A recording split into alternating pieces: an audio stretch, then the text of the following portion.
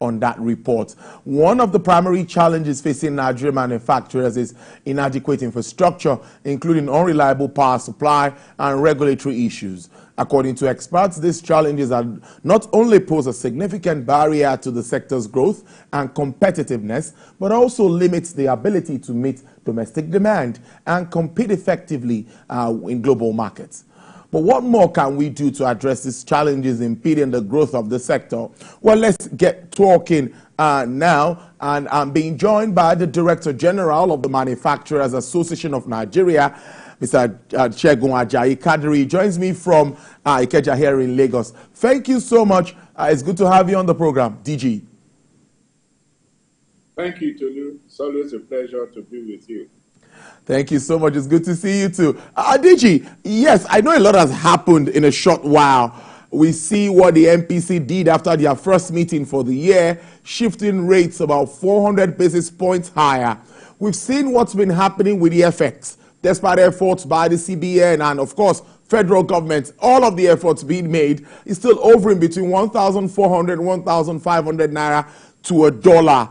All of this definitely has an impact on the manufacturing sector, which is supposed to create the needed jobs. What is the state of the sector? Give us a summary of what is happening and how your members are faring at this time.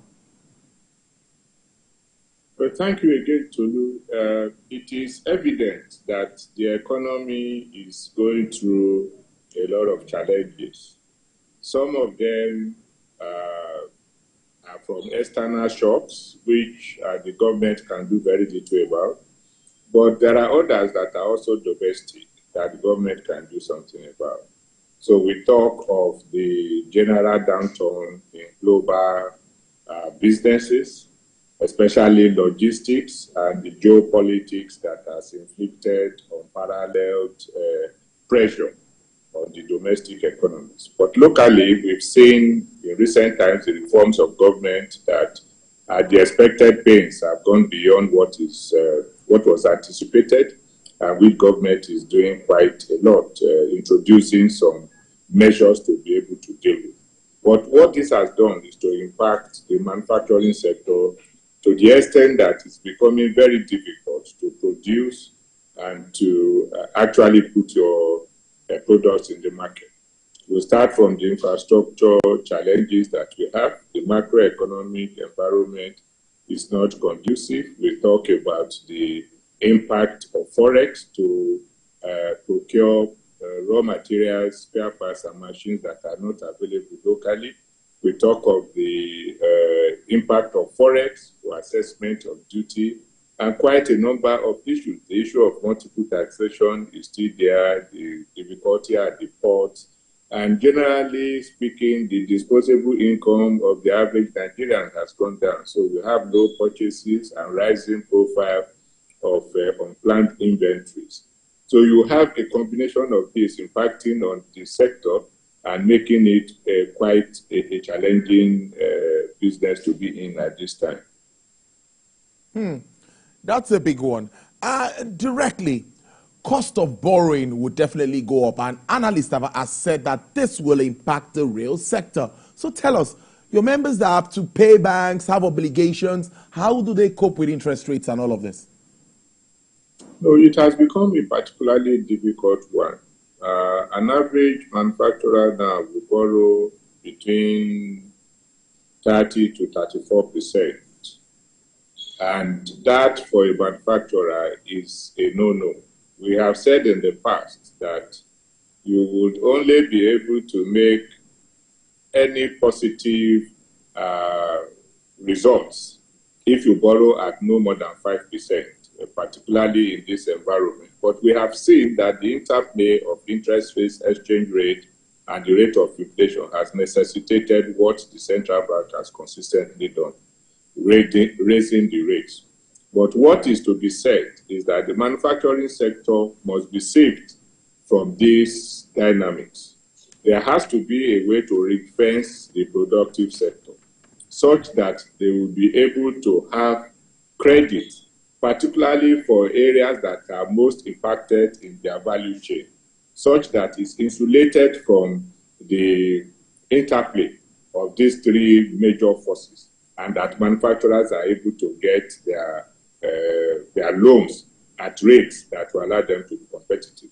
But the absence of it has led to quite a number of things. The first thing is that it will not allow you to produce at a cost that you'll be able to sell. So the cost of production will go up. And don't forget that we compete with similar products that are imported into the country from low-cost environments. Another thing it does is that it doesn't allow you to implement your projections for expansion and portfolio additions. So you are going to be limited and constrained, even in terms of the way you utilize your installed capacity. It also has the possible impact, and we have seen it, that companies are beginning to downsize in such a way that they are able, well, once they are not able to procure as much as they would in terms of raw materials, they won't run the number of shifts they used to run, and they cannot continue to pay salaries for those that are redundant. So there's a tendency to move towards that direction. Also, as you will have seen, even though ACFTA has not completely kicked in, we are seeing some transactions across borders. This will make us to be more competitive, because when we go into those economies, we actually compete against those products that are coming from low-cost environment, like I said. And all of this put together speaks to why government must intentionally direct affordable and helpful credit to this sector that has the highest capacity to have multiplier effects on the economy. Interesting stuff. I like that you touched on ACFTA, because I wanted to ask if we're still on track with that, because I'm talking about Nigeria's participation now and all of that. But what's also the update about some manufacturers leaving our shores? Well, in terms of the ACFTA, I think the lucky thing here is that most African countries are also not as ready as one would have expected. And we are now entering the second phase of our guided trade initiative in terms of trying out how ACFTA should be able to work. We are also seeing a situation, and I think meetings are even holding now, man is represented there, that the gazetting process is on course. But in terms of how ready Africa is to trade, those constraints that man actually identified when we were signing on all over the continent was the fact that we are going to be limited by infrastructure. And I think that should remain the backbone of any integration effort by any continent, and Africa cannot be an exclusion. We do not have the trade logistics, particularly transportation, that will allow us to be able to trade across borders. Another issue also is those non-tariff barriers, because what the ACFTA has done really, in the root sense of it, is to remove tariff, particularly when you are talking about trade in goods. So, but tariff alone is not the only thing that has forbidden us or that has limited our capacity to trade amongst ourselves. So we have those non-tariff barriers that have constituted stumbling block. I mean, that the African Union and the ACFTA Secretariat are trying to remove. For instance, most of our custom services across the continent are not at the same level of development. You still have those that one could describe as analog. We also have situations where there's lack of cooperation. I mean, just last week, we were in South Africa, and some of us, the Nigerian delegates to the Africa Energy in Durban, they couldn't get visa to go to South Africa. And Nigeria and South Africa, they are the biggest economy in Africa. So we still have these non-tariff barriers that have continued to limit our capacity to move as fast as one would have expected to integrate our economies. Those ones have continued to keep us back. And if you really look at it, each country, particularly and speaking about Nigeria, we need to be able to intentionally diversify our economy so that we can gain from the continental trade. Most of Africa are similarly endowed. So there has to be diversification of the economy to go to areas where you have competitive and comparative advantage for you to be able to take full advantage of the system. And there's need for interagency collaboration within Nigeria. such that all those agencies that will facilitate trade. It is still difficult in Nigeria for you to even export. And some of our products, in the process of exporting them, have reached their shelf life. So there is need for us to internally work on our systems. And that's what the ACFTA Secretariat has been trying to do. It should be an interministerial and interdepartmental agency that brings together all those that will be involved in trading. However, one must say that ACFTA is probably the best thing or best opportunity that we have to integrate our economy. It's a 1.4 billion people's market. And so each country, not only Nigeria, should work hard so that we are able to intentionally break down those things that in the first instance didn't allow us to trade amongst ourselves. Happily, Afrexim Bank has come up with a payment mechanism that will allow us to, each one of us, to transact even though we are using our domestic economies. I think that's one of the significant gains that we have made. But we need to move quickly so that actual trade can commence. We are still having guided trading after 3-4 years of signing on. So I think it's time for Africa, not only Nigeria, to wake up and make sure that we do not yield our continental economies to Europe, Asia, and America to come and explore. Brilliant stuff. Now, let's talk about the Export Trade Employment Levy. Of course, I saw the reaction from MAN, LCCI, NECA. We can go on. And everyone was showing their support to government, say, yes, it's good that it's put on hold. How would you react to this? Because many would also argue on the other side that this is an initiative that is supposed to promote local content. So I think it was an excellent decision for government to suspend the implementation of the EEL. And for God's sake, I think government should just completely forget about it. At the moment, we are told that we are going to meet to review the levy or to review what should be done. But I think we should start from the point of view of just discarding it entirely. Because there are other avenues that government can use to actually promote whatever it intended to promote in the first instance. Whether it is to develop local content in terms of management of those industries. There is the expatriate quota that is there to achieve it. We have the Immigration Act. We have SEPAC. If it's to generate forex, there are several ways to do it than to directly ask people and discourage them from coming to the country. Look, Tolu, what we are doing is that we are going outside the country and inviting people using taxpayers' money and advising them to come and invest in Nigeria. You are now introducing punitive measures for coming. Do you want me to send in my money and not follow my money? I mean, that's just talking literally.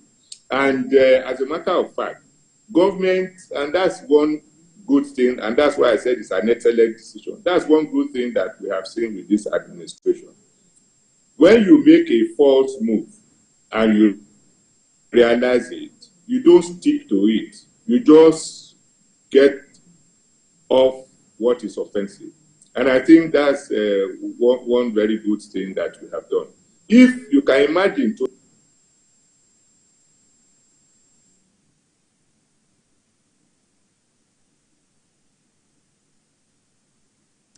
All right, we'll try to connect with Mr.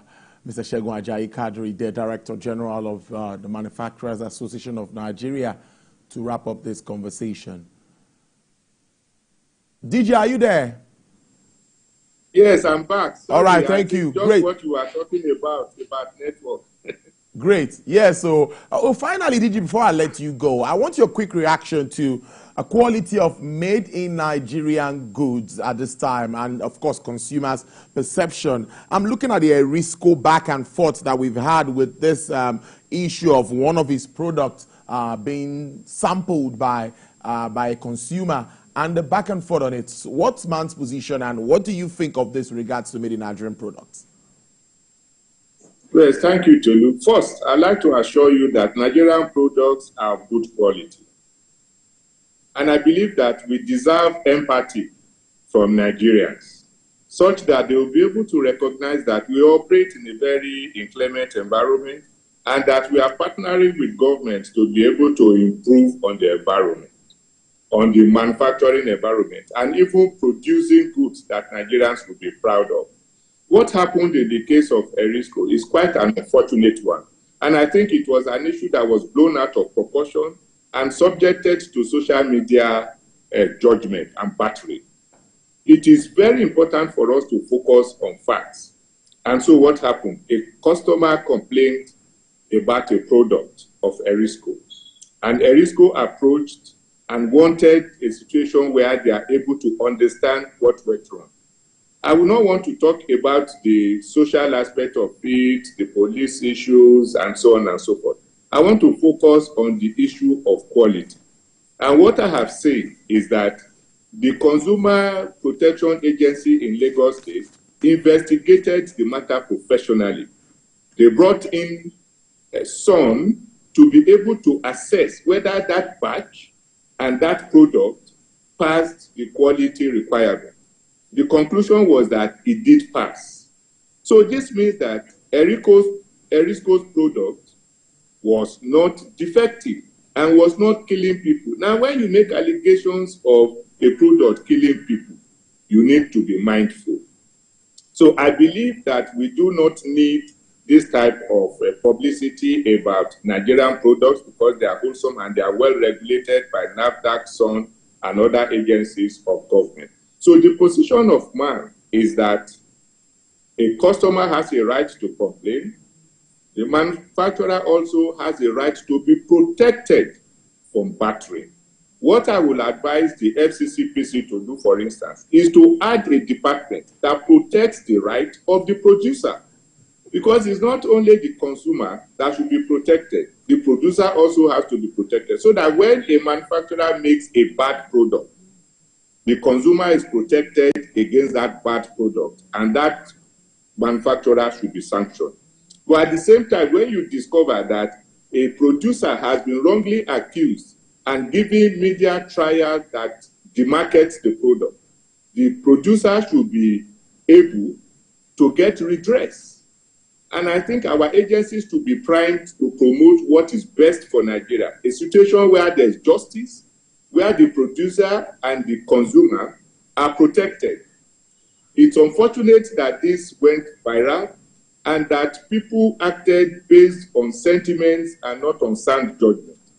Our hope is that we quickly put this behind us, and that if the matter is not resolved, it should go through a trial, because in the court, you will get to the bottom of the matter, as they say, and we will know exactly what the issues are. I believe that Erisco is a local, domestic manufacturer. They are probably among the few that have ventured into that rather difficult environment. So I believe that we should allow the business to run and that justice should prevail on this matter. I must thank you so much, Director General, Manufacturers Association of Nigeria, Mr. Segun Ajayi-Kadri. It's always a pleasure having you join us on our program. Thank you. Have a great weekend. Thank you so much for having me, Tolu. We're coming up on the